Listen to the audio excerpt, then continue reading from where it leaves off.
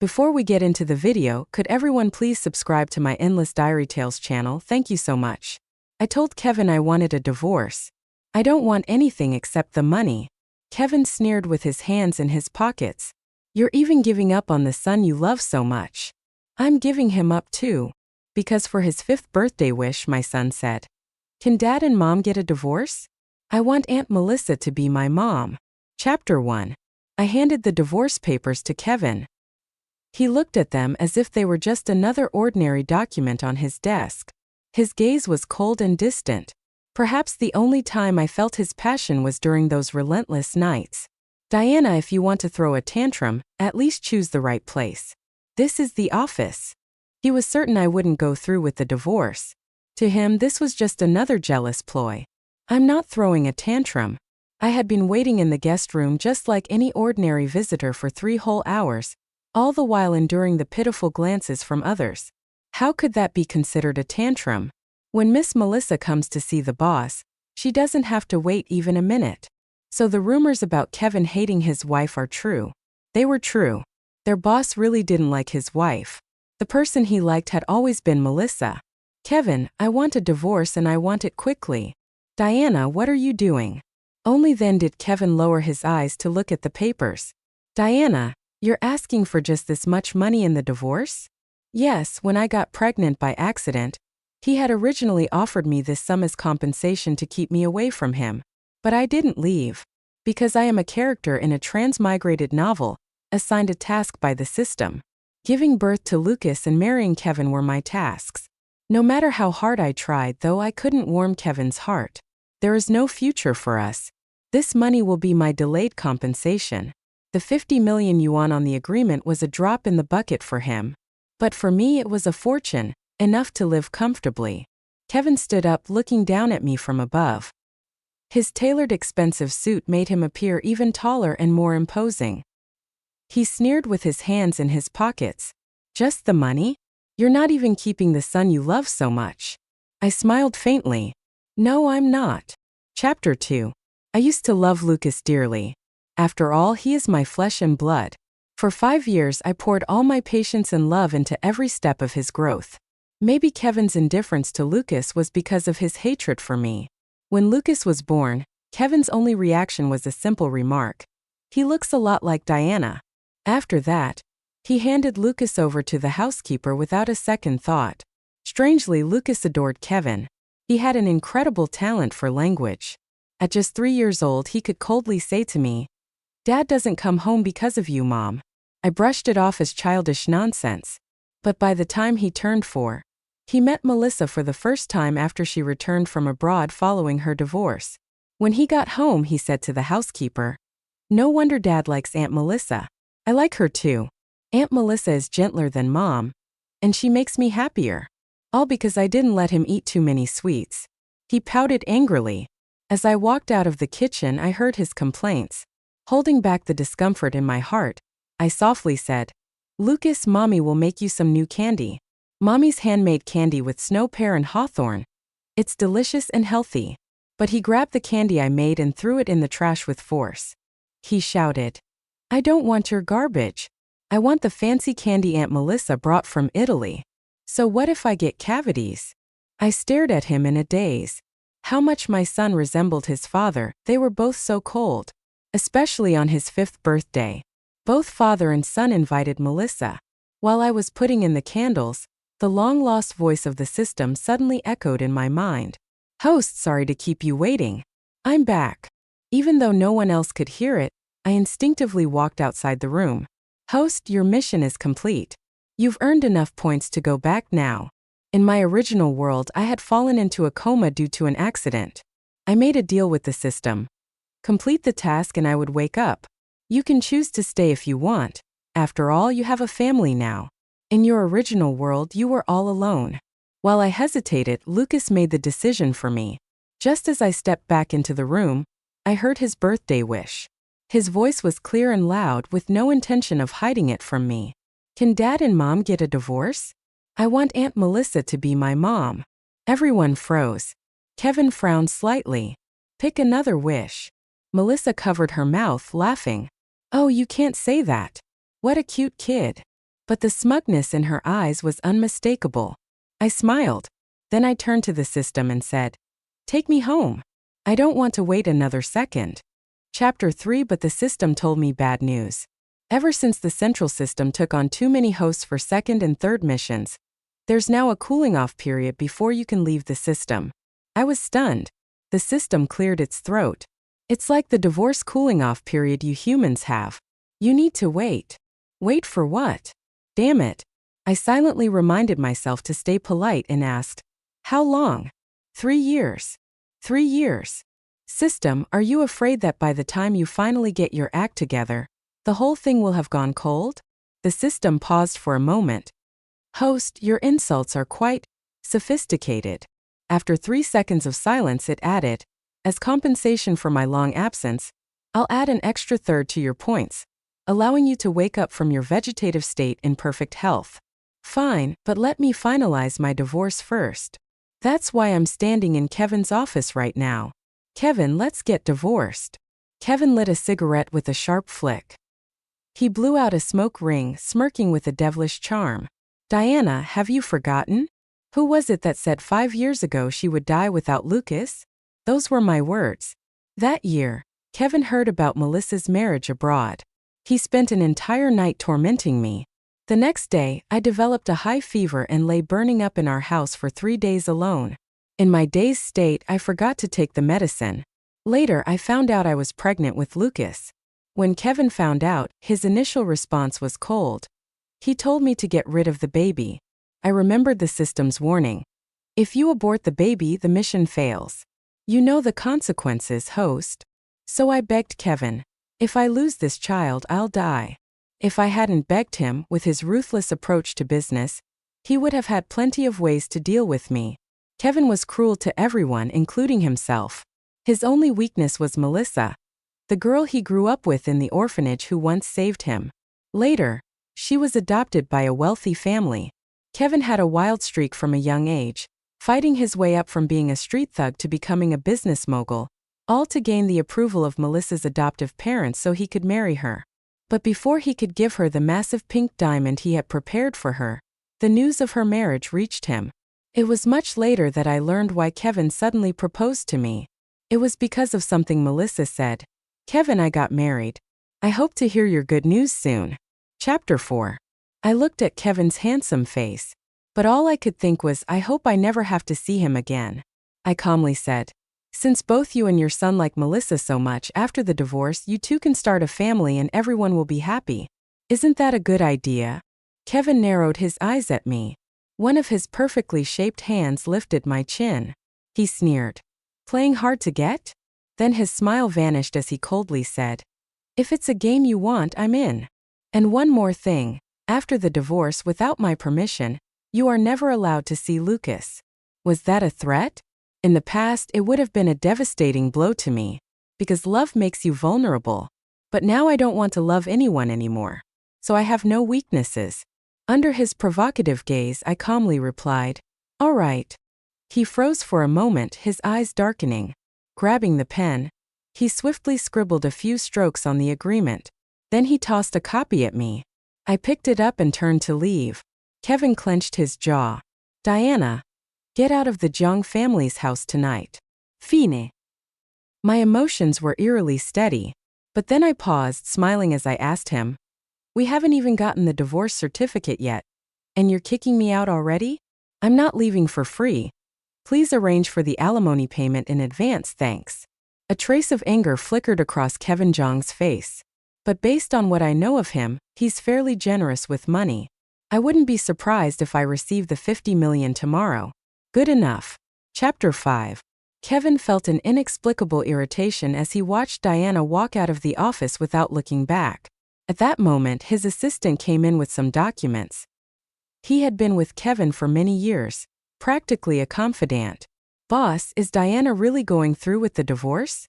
Kevin, puffing on his cigarette, responded coldly, "She's just acting out. She wouldn't dare. How could she bear to leave Lucas behind?" The assistant chuckled. "True. She loves you and the child so much. She's probably just throwing a little tantrum. A little comfort from you will sort it out." "No need to comfort her. From what I know of her, within 3 months she'll come crawling back, begging for forgiveness. The assistant smiled, placing the contracts on the desk before leaving. Kevin gazed out from the 30th floor at the thousands of lights flickering below. For some reason he thought of Diana from years ago. The first time she was with him, she had been nervous and scared, like a helpless little rabbit. Her eyes had turned red, her voice trembling. She had said things that made no sense to him. Kevin, I'm not just here to complete a mission. I really like you. Otherwise, I wouldn't be doing this with you. Kevin, please be good to me from now on, okay? Kevin had silenced her rambling by sealing her lips with his own and silenced her soft crying for the entire night. All these years, Diana had been obedient and submissive. The only thing that had angered him was when she had the nerve to use their child to trap him and absurdly said, "If the child is gone, the mission will fail and I'll cease to exist." He had to punish her for that. So for 5 years he never showed her any kindness. After all, she had nowhere to go, and he assumed she would stay by his side until the day she died. Her naive pleas echoed in his ears once more. Kevin, I want to have a cute child. A family of 3 living in a cozy little home. Wouldn't that be nice? No. A person like him had no desire for a family. He had never had a family growing up. Now that everything was within his grasp, he needed it even less. The day Diana asked for a divorce for some reason, he skipped a dinner meeting and came home early. "Where's Diana?" The housekeeper quietly replied, "Madam moved out this afternoon." Kevin only felt more irritated, though he didn't show it. He merely sneered. "She's putting on quite the act." With that, he walked into his study, paying no further attention. Chapter 6. After receiving the divorce papers, I went home. I packed a few simple things and was ready to leave. Lucas was sitting in the living room, playing on his tablet with a candy in his mouth. Colorful wrappers littered the floor. He glanced up at me and said indifferently, "Dad said I can have them. Aunt Melissa gave them to me, so don't bother." I smiled. "I don't care. You can eat 100 of them if you want." I crouched down and pinched his cheek. "You're the one who will get cavities, not me." "Lucas, I'm leaving." "Where to?" "Making room for your new mom. I won't be coming back here anymore." Lucas frowned, his expression a mirror of his father's. "Mom, stop talking nonsense. Dad said you're an orphan, and if you don't cling to him, you've got nowhere else to go." "Mom, grow up, will you? Aunt Melissa would never act so childish. You're way too old to be running away from home. Just go, Mom. I won't miss you." He lowered his head and continued playing his game. In the past, I would have gently taken away his tablet. Then I would have said, "How about Mom playing with your Legos? How about Mom taking you swimming? How about Mom reading you a storybook?" I would have sacrificed so much of my time for self-improvement just to provide him with quality time. Now I don't care anymore. Whoever wanted to deal with him could. "All right, Lucas. Let's hope you can keep that tough attitude." With that, I dragged my small suitcase out of the Jiang family's house. The warm sunlight hit me. It stung my eyes a little. But 4 words came to mind. Face the sun and live. Chapter 7. I rented an apartment in a boutique community. 1 unit per floor with 2 elevators. No need to buy, after all I wouldn't be able to take it with me in 3 years. The neighborhood was scenic and pleasant, and when I opened the window I could see the ocean. But I could also see someone walking toward the sea. A tiny figure slowly heading alone toward the waves. Instinctively, I rushed downstairs in my slippers. Across a road and a strip of greenery was the beach. I scooped up her small body in my arms. "Where are your parents?" The little girl looked about 3 years old, her round eyes like big grapes. Her eyes were wet as if she had been crying. But she didn't say a word, just tightly clutched the hem of her dress. "Sophia." A young handsome man walked over. I hadn't noticed before, but he had been sitting on a hammock under a tree on the beach, watching her the whole time. "Thank you," he said. "But don't worry, she wouldn't have gone any further. I was watching." He reached out to take the girl. "Sophia, let's go home with Dad." But the girl clung to my neck, refusing to let go. Her soft little voice whispered 2 words. "Hold me." The man froze for a moment, then smiled. This is the first time Sophia's ever asked a stranger to hold her. The little girl was soft and smelled like milk, so cuddly I couldn't bring myself to push her away. I had no choice but to carry her back to the community. To my surprise, they lived next door. The man thought for a moment and said, "Sophia seems to really like you. I know you're single and currently unemployed. It's just the two of us, father and daughter. I live a clean life, no bad habits. I'm a doctor." I handed the child back to him. In a voice low enough that the child couldn't hear, I said, "Even if you're a doctor, you shouldn't be using your kid to hit on women and prying into my personal information. You look like a male model, but your behavior is so sleazy." He stared at me, stunned.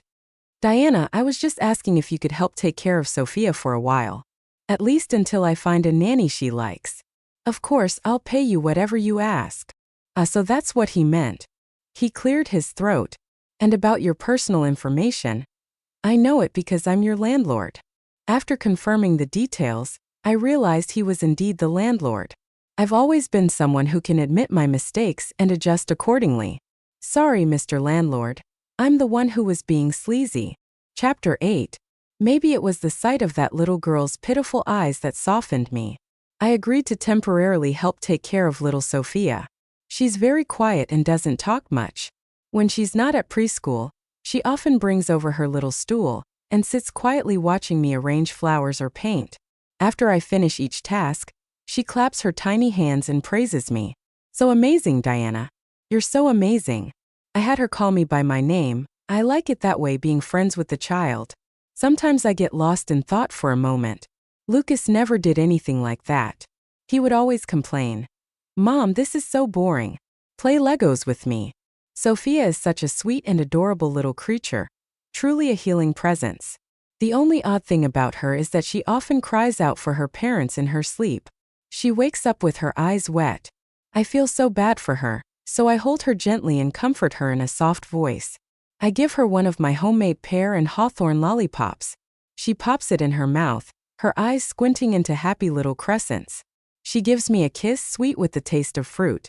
When her dad, Sam, gets home from work, she proudly tells him, "Dad, Diana's candy tastes better than the ones you buy." Sometimes she doesn't even want to finish it in one go, nibbling on it slowly. I laughed. "Go ahead and eat it. If you like it, I'll make more." It turns out that the things Lucas never cared for are treasures to someone else. Before the divorce, my whole life revolved around Lucas. Even if I left the house for a short time, I'd worry about him getting hurt or falling. Maybe having Sophia around helped. Since leaving the Jiang family, I barely think about Lucas or anything from that life. In fact, the housekeeper has contacted me several times. "Lucas is having trouble falling asleep without your bedtime stories. He'll get used to it. Lucas has a toothache. Would you come back to be with him?" "No, I'm not a doctor." A few days later, I unexpectedly ran into Lucas. Sam had gone out of town for a conference, and I was helping by picking up and dropping off Sophia for a few days. But I had overlooked one detail. Sophia's new preschool was the same one Lucas attended. Sam really spared no expense sending her to such an outrageously expensive private school. I carried Sophia out of the car and dropped her off. That's when I bumped into Lucas. He was getting out of the car, and Kevin was sitting there with his usual stoic expression. Lucas opened his mouth, ready to call out, "Mom!" But the words got stuck in his throat. Even though we're divorced, he's still my son, an old acquaintance. I greeted him casually, "Hi, Lucas." But he didn't respond, puffing up like a little blowfish, stomping angrily into the classroom. And Kevin, my ex-husband, was also an old acquaintance I didn't care to greet. I didn't expect him to step out of the car, lowering himself to speak first. "I told you, without my permission, you're not allowed to see Lucas." I laughed in disbelief. I didn't see him. It was just a coincidence. Believe it or not. I couldn't be bothered to argue with him. Kevin let out a derisive snort behind me. "Diana, how long are you going to keep up this tough act?" Chapter 10. Diana had been away for more than a month. Kevin didn't understand. She was just a slender woman after all. Why did the house feel so much emptier without her? But it wasn't something that really bothered him. It was Lucas who cried all the time. He kept pestering the housekeeper, asking, "When is Mom coming home?" Kevin couldn't figure out how he felt about Lucas. Maybe because he had been abandoned as a child, left near a garbage dump. He had never experienced what it felt like to have parents, so he didn't quite know how to be a father. Stop crying. What does a boy look like when he's always crying? Lucas sniffled. Dad, can you tell me a bedtime story like Mom? No. You don't have to sleep if you don't want to. Lucas blinked in surprise. In the end, Kevin sat by Lucas's little bed and started telling him a story. The more Kevin talked, the more irritated he became. He should be in his study reviewing financial reports. Why was he sitting here reading children's books? With a sharp clap, he closed the book. Lights out. Sleep or don't, it's up to you. Either way, he wasn't telling another story. Lucas pouted but reluctantly slipped under the covers. For the first time, Kevin felt that Diana's impulsive decision to leave had disrupted the order of his life. That frustration festered until he saw her at Lucas's preschool a few days later. The annoyance seemed to fade a little. Of course, she couldn't stay away from her son.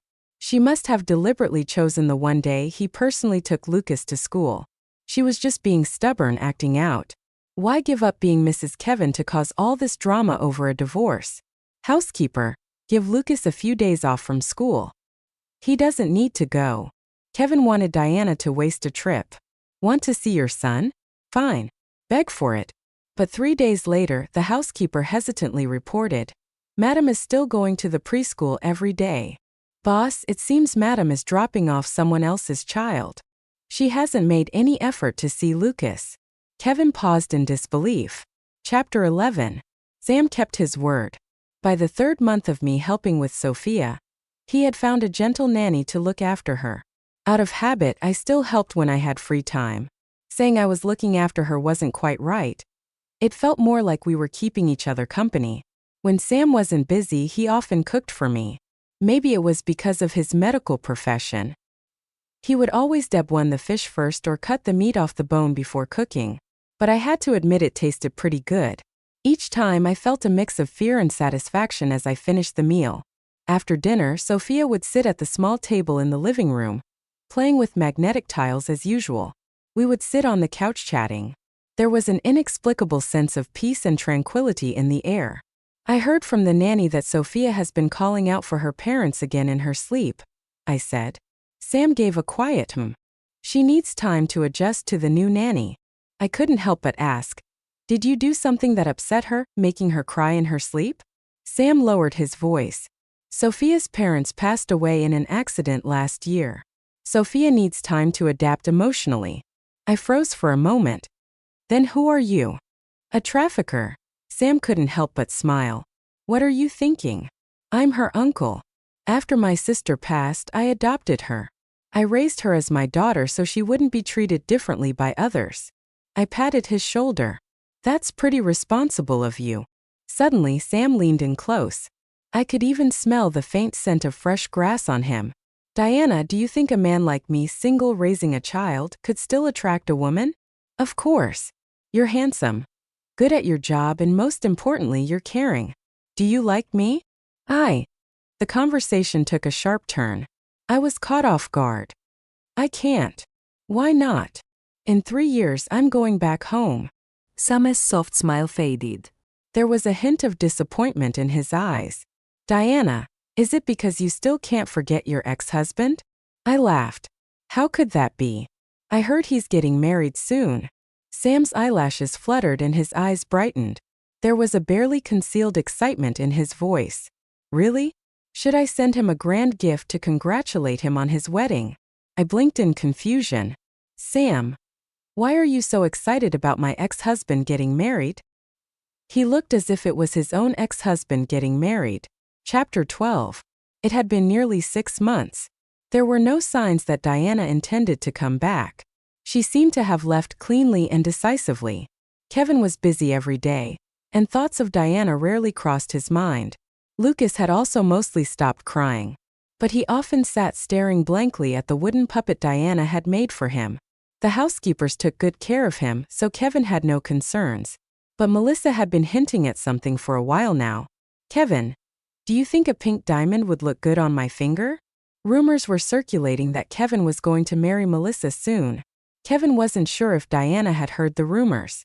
Melissa had been the girl he liked for as long as he could remember. Maybe childhood memories leave the deepest impressions. When he first arrived at the orphanage, he had been thin and weak, but his eyes were fierce, like a wild cub refusing to give in. Because of that, he was often bullied by the leader of the orphanage kids. One day they had beaten him up badly. It was Melissa who ran to get the director, making the group scatter. Melissa handed him a fruit candy, smiling sweetly. "Here, it's very sweet." Yes, it was sweet.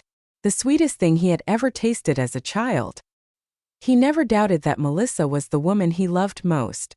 And yet, deep down, a small part of him seemed to disagree. For example, he found himself unexpectedly driving to Diana's apartment. He watched as Diana, an unfamiliar handsome man, and a sweet little girl laughed and walked into the community together. He recognized the man. It surprised him a little that Diana knew someone like that. When Diana came out alone, he blocked her way, looking at her with a half-smile. Staying this calm this time? Diana froze for a moment when she saw him but said nothing. Shouldn't she be happy that he had come?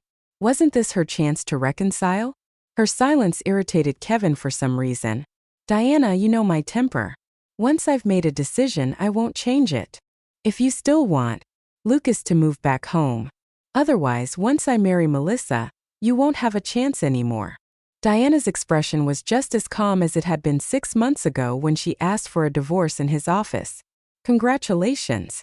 Thank you for going through the trouble of coming to invite me to the wedding personally." A sharp pain pierced Kevin's chest. An inexplicable anger flared up inside him. "Diana, do you think you've caught a big fish now?" Chapter 13. I blinked surprised. "What big fish?" Kevin sneered. "The Crown Prince of South City, Sam." I vaguely remembered Kevin mentioning him before. In the business world, Sam's family in South City was the toughest competitor. They controlled both legal and illegal territories with immense wealth. Sam might seem like just a simple doctor, but he's actually the only son of the family. Eventually, he'll go back to inherit the family business. "Do you think a family like theirs would ever accept a divorced woman like you?" That comment hit a nerve. What's wrong with being divorced? Is being divorced a woman's fault? Many women get divorced simply because they had bad luck and ended up with scumbags. Kevin, it's lucky you've got some money. Otherwise, with that bad temper of yours, your fondness for emotional coldness in marriage, and the way you pick fights with your ex-wife even after the divorce, you'd be a lifelong bachelor back in my village. Kevin, uncharacteristically, was at a loss for words and his face darkened. But I couldn't help feeling a bit satisfied. Ignoring his sour expression, I turned to leave. Unexpectedly, I found Sam standing nearby, having overheard at least part of the conversation. I cleared my throat. "I'm usually quite gentle, you know. I'm not always like this. Do you believe me?" Sam nodded. "I believe you." As we walked, we both exchanged a glance and without a word, burst into a shared smile. I asked, "What are you smiling about?" "Diana, you're kind of adorable when you're mad." "Of course. And I think you made some great points. I may not be a teenage girl anymore, but being complimented by a handsome man who's clearly interested in you still makes your cheeks heat up." I quickly walked ahead, trying to hide it. Sam followed at a relaxed pace. "Diana, the most important thing is I control my own marriage. It has nothing to do with my family." "Diana, did you hear me?" Chapter 14. A week before Kevin's wedding, to my surprise, Lucas came to visit me accompanied by the housekeeper. Lucas was almost 8 now. He had lost his baby fat and was growing taller, looking more and more like Kevin. Lucas. His eyes were slightly red. "Mom." I took Lucas upstairs. "Did your dad agree to let you come?" I knew the housekeeper wouldn't have brought Lucas without Kevin's permission. Lucas nodded. "Mom, have you completely abandoned me?" I smiled a little. "I haven't abandoned you. It's always been you who didn't want me." "Then why won't you come home?" I sighed softly. "I divorced your father. Divorced people don't live together." Lucas turned his head, eyes downcast, staring at the floor. "Can't you come back for my sake? How can you say you haven't abandoned me when you're like this?" "Lucas, why should I go back just because of you?" Even though Lucas was still young, he was very clever. I didn't treat him like a small child in conversation because he understood what I was saying. There was a time when, driven by the system's mission and my desperation to survive, and because I lacked love, I clung too hard to the idea of having the perfect family, a loving husband and a cute child. I was so attached to it, but the tighter you hold on to something, the faster it slips through your fingers like sand. For the past 5 years, I revolved around you and your father, losing sight of myself. That kind of self-sacrificing devotion doesn't make sense. It didn't make me happy. You have to love yourself first before you can love others. Lucas, there's nothing wrong with me loving myself first. Lucas seemed to understand only partially. He mumbled softly. Then why didn't you take me with you when you got divorced? I looked at him seriously and said, I could have taken you with me. I could have stayed in this world, and after all, I did give birth to you, so I do have a responsibility to you. But Lucas, think about it carefully. If you live with me, you won't have luxury cars, nor a large inheritance, nor a team of maids and drivers catering to your every need. All I can offer is the simple life you see in front of you. Would you want that? Lucas hung his head in silence. I know my own child. He has his own choices. Suddenly there was a knock at the door. When I opened it, a pink, cheerful little bundle launched herself into my arms. Diana, I want some pear hawthorn candy. Sophia blinked when she saw Lucas. Diana, is this handsome brother your son? I smiled and nodded. Sophia grabbed a handful of candy from the table and handed it to Lucas. Big brother, eat this. Diana makes it so yummy. It's healthy and delicious, way better than store-bought candy. Lucas took the candy, and then he suddenly started crying. Mom, I'm sorry. I knew he was remembering the time he had thrown away the candy I made for him like it was trash. Sometimes the things you throw away with your own hands are hard to get back. Love is the same. Chapter 15. Kevin married Melissa. The wedding was grand and extravagant, making headlines everywhere. In the pictures, Melissa was all smiles. But Kevin's face was expressionless. Lucas, dressed in an elegant little suit as the ring bearer, mirrored his father's lack of emotion. His wish from when he was 5 years old had finally come true. All I could say was, Son, this was your wish, so now you have to live with it. Strangely enough, the people most excited about Kevin's wedding were Sam and Sophia. The two of them insisted on taking me to a resort for a vacation. Diana, there's a beautiful starry sky over there. We can even set off fireworks. Sophia twirled around happily. I love fireworks the most. Seeing Sophia gradually come out of the shadow of losing her parents and become happier day by day made me feel happy too. Under the night sky, we ate hot pot and cut watermelon. The stars in the sky were countless, and fireflies buzzed around with their glowing tails while the frogs in the nearby pond croaked in harmony. Honestly, this is the kind of life I've always wanted. Sophia handed me a slice of watermelon and said, Diana, your ex-husband got married. Are you sad? I nearly choked on the watermelon. Who told you to ask that? Daddy didn't tell me. I asked on my own. Sam's hand trembled as he held his teacup. Diana, don't be sad. You still have us. Even if that handsome brother calls someone else Mom. But you still have me. I can be your baby, okay? I laughed and pinched her chubby cheek. Is there anything else you want to say? Just say it all at once. Sophia cleared her throat like an adult. If you think having me as your baby isn't enough, my dad can be your husband too. This time it was my hand that trembled. Little Sophia, as if the situation wasn't awkward enough, loudly turned to Sam, who seemed very busy doing absolutely nothing. Right, Daddy? You can, right? You can be Diana's husband, right? Sam quietly responded with a soft hum. But the tips of his ears turned red. He then looked up at the sky, at Sophia, at the trees, at the flowers, anywhere but me. Happy times always seem to fly by like they've been sped up. 3 years passed in the blink of an eye. To be honest, I had a really good time during the 3 years after the divorce. My only regret? Not divorcing Kevin sooner. Host on the 3rd of next month at 4 p.m. The program will activate. Do you want to stay or leave? The system seemed surprised when it heard my answer. Are you sure you want to leave? Diana, I thought you'd choose to stay. Kevin couldn't tell if marrying Melissa had been more about love or about anger toward Diana. Life after the wedding had been dull. Nothing had changed, and yet everything had changed. He had inexplicably developed a habit of drinking heavily. A few glasses of strong liquor would numb his nerves, and for a brief moment, he'd feel alive. Otherwise, when sober, he always felt like Diana's shadow still lingered in the house, impossible to dispel. Damn it! How is it that even drunk I still see Diana? The voice that responded was cold, much colder than Diana's soft, warm voice. I'm Melissa, not Diana, obviously. Kevin, if Diana is still in your heart, why the hell did you marry me? The alcohol made his head pound, leaving him unable to think clearly. Was Diana still in his heart? No, right? He had always been cold toward Diana, feeling she was neither important nor essential. Or was she? He vaguely remembered that when Melissa had married abroad, he had felt only a slight sadness without lingering regrets or the thought that he should have chased after her. But after divorcing Diana, it felt like being cut slowly with a dull knife, never noticing the pain at first, but now the wounds were tearing open, hurting deeply. In truth, he had wanted a warm home too. In the past, he had been stubbornly convinced that he didn't need one. Melissa, what do you want? A divorce? Is that it? Living in constant arguments and insults was exhausting. She must be tired too. Turns out not loving someone is an incredibly tiring thing. Melissa bit her lip, her eyes red at the edges. Kevin, you were the one who wanted to marry me.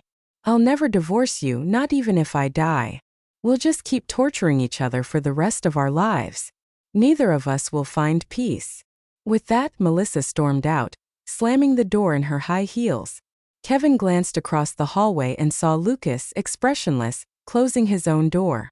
Was this even a home anymore? Damn it, it's like three strangers living together. The wine glass in his hand smashed against the wall, shattering on impact. Broken.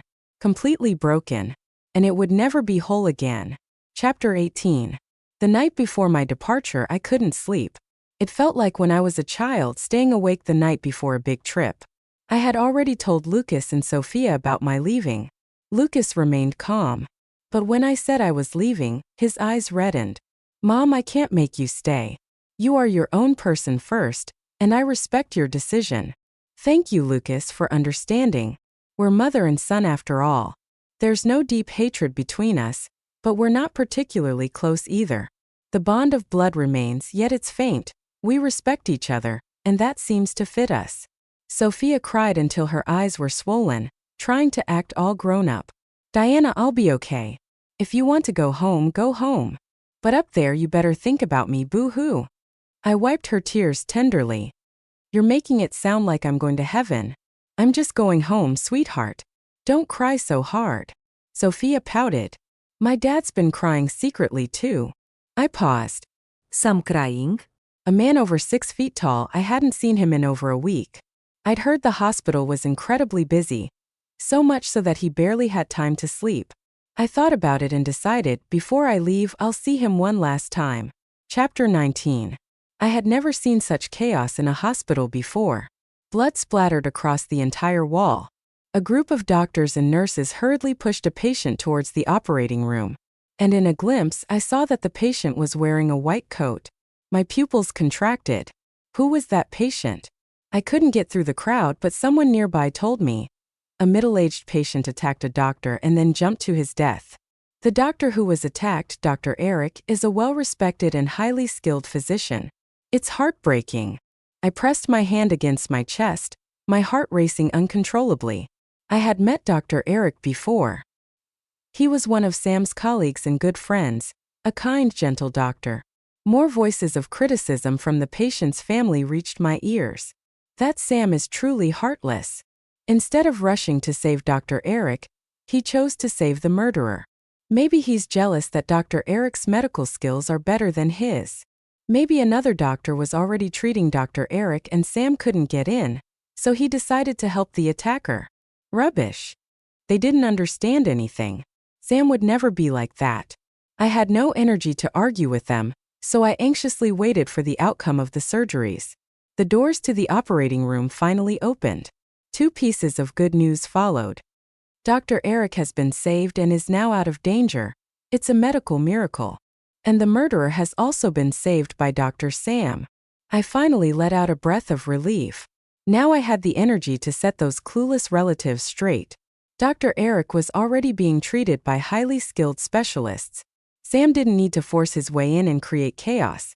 This is a hospital, not a marketplace. More people don't mean better results. As for the murderer, it's good that Sam saved him. He should live to see himself convicted, shamed by the world, and condemned for his actions. Letting him die would have been too easy for a scumbag like that. The people who had criticized Sam earlier turned red and fell silent. When I turned around, I saw that Sam had overheard everything again. He looked utterly exhausted, but his smile was bright. "Diana, thank you for standing up for me. Otherwise, I might have been wronged to death." In a quiet moment, he leaned in and asked softly, "You came to see me to tell me you're not leaving tomorrow, right?" I knew he was talking about my departure from the system. I smiled. "Sorry, but tomorrow I am leaving." Chapter 20. Today was Melissa's birthday, and she was throwing an extravagant party at the villa. Kevin let her have her fun. At this point, besides money, there wasn't much else he could give her. Yesterday, Lucas had told the housekeeper he was going out to see Diana. Kevin didn't stop him. These days, Lucas spoke more to the housekeeper and maids than to him. But today, unexpectedly, Lucas knocked on Kevin's study door. His eyes were red, as if he had just been crying. Kevin frowned. "Didn't I tell you that boys shouldn't cry for no reason? You cried yesterday and now you're crying again." Lucas spoke softly, his voice heavy with sadness. "Mom is leaving today. She's going back to her own home and she's never coming back." With that, Lucas walked away. It took Kevin a while to process what Lucas had said. He inhaled a deep drag of his cigarette, an odd sense of panic swelling in his chest. He believed Diana wouldn't lie. Her system was taking her back. Now, he found himself actually believing that she had a system. Kevin grabbed his car keys from the desk and headed downstairs. But as soon as he opened the door, Melissa was standing outside. She stepped inside and slammed the door shut behind her. "Today is my birthday and you're going to see her." "Kevin, you bastard. Have you ever thought about my feelings?" Kevin didn't argue. At this point, he couldn't argue. Melissa pressed her body against the door, blocking his way. She cried and yelled, her perfectly applied makeup smeared halfway across her face. Kevin gritted his teeth. "Move. Today I won't let you go after her, even if I die." Kevin didn't want to hurt her because, in a way, he pitied her. A woman whose husband didn't love her. He simply stood by the window and let out a cold laugh. "Melissa, I don't care about you, but please don't get in my way. And have you ever considered my feelings when you did those awful things?" Melissa's face visibly paled. "What things?" Kevin looked at her as if she were a stranger.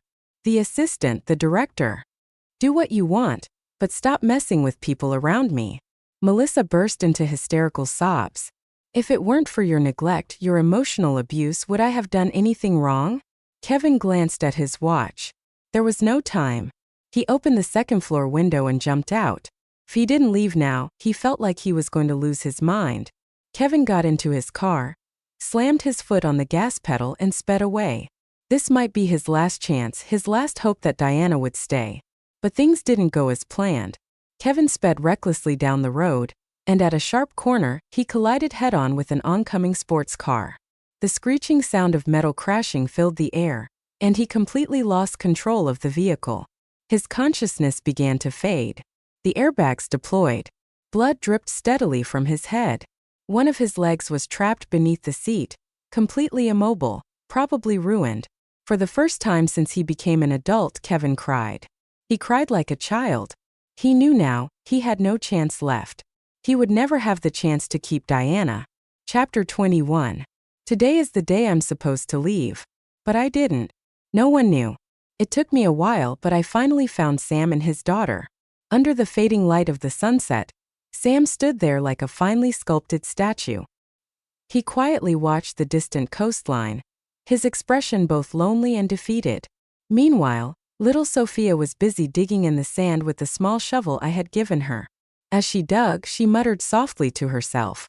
I stepped closer, and I couldn't help but laugh when I heard her. "Crab, don't come and pinch me. Diana's gone, and I had to think of 100 happy things just to keep myself from crying. Daddy can hold it in and so can I. But if you pinch me and it hurts, I'll really cry." I crouched down and gently moved the little crabs out of her way. Go ahead, keep digging, sweetheart. Sophia looked at me for a moment, completely stunned before turning around and yelling, Daddy, come quick. I'm hallucinating in broad daylight. I'm seeing Diana.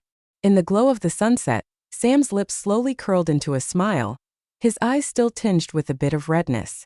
Sophia, it's real. Diana's come back. Sophia's joy exploded. Diana, you're not leaving, right? Sam casually stuffed his hands into his pockets. Didn't you say you were leaving today? I pointed to the cake sitting nearby. It's your birthday today. Can't I go out and buy a cake? Sam's smile grew visibly brighter. Sophia ran in circles on the beach, giggling as the waves chased her tiny feet. Sam's eyes shimmered. Hey, you didn't delay going home because of us, did you? That would make us feel really bad, Diana. I raised an eyebrow, grinning.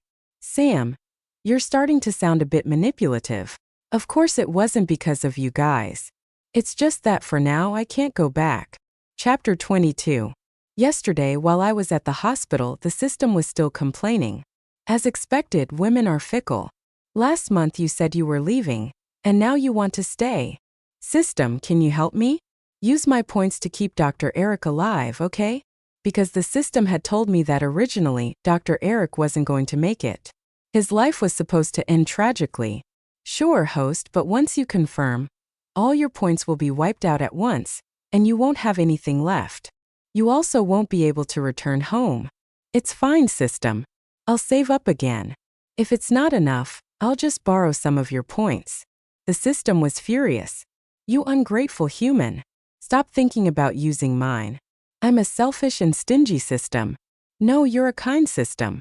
I knew in truth there was never a 3-year waiting period. The system had made it up.